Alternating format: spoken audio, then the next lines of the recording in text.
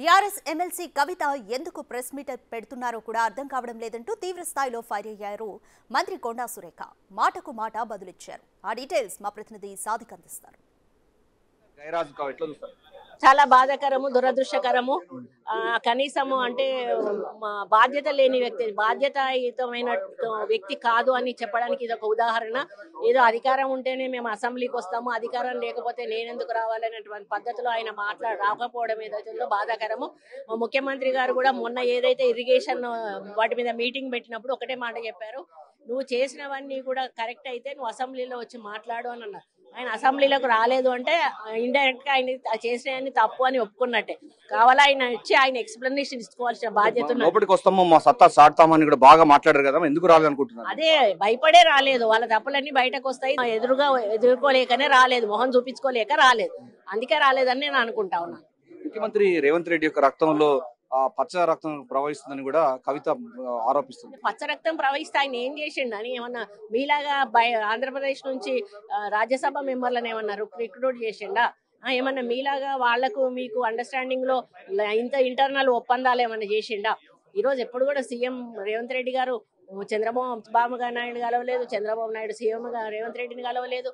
At least మీరు కూడా ఒక సీఎం గా గెలిచినందుకు అభినందించాలి. మరి మీ తరఫున కూడా ఒక అభినందన రాలేదు. ఈరోజు జగన్మోహన్ రెడ్డి తరఫున కూడా ఒక అభినందన రాలేదు. రాజకీయాలు ఎవ్వన్నా కూడా పరస్పరంగా ఒకరికొకరు అభినందించుకోవడం అనేది ఆనవాయితీ.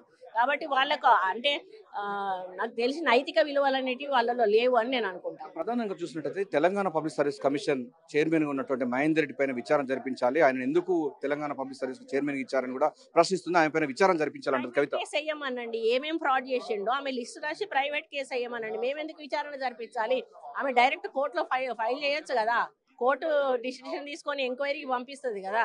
అది వచ్చిరాని మాటలు ఏదో మాట్లాడాలి అని వాళ్ళు డీజీపీగా కూర్చోబెట్టినప్పుడు ఆయన అవినీతి పరుడు కానప్పుడు ఇప్పుడు అవినీతి పరుడు అని మాట్లాడడం హాస్యాస్పదంగా ఉంది.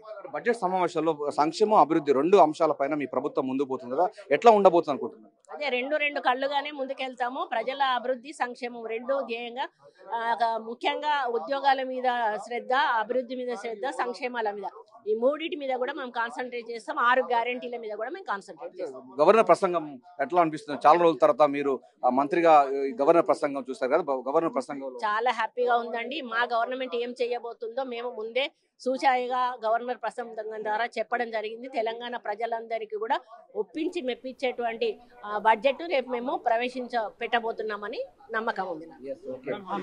కేసీఆర్ సభకు రాకపోవడం నిజంగా దురదృష్టకర సంఘటన అని కూడా మంత్రి కొండా సురేఖ స్పష్టం చేస్తున్నారు. అంతేకాకుండా ఏదైతే డాంబికాలు బలికినటువంటి కేసీఆర్ కానీ లేకపోతే బీఆర్ఎస్ పార్టీ సంబంధించినటువంటి నేతలు ఎవరు కూడా ఈ బడ్జెట్ సమావేశాల్లో వచ్చి వారి యొక్క నిజాయితీని నిరూపించుకోవాలి, భయపడే వాళ్ళు ఈ సమావేశాలకు రాకుండా కప్పదాటు వ్యవహార చేస్తున్నారని కూడా వాళ్ళు మంత్రి కొండా సురేఖ అయితే ఆరోపిస్తుంది. వినోద్తో కలిసి Sadiq, big TV, assembly, Hyderabad.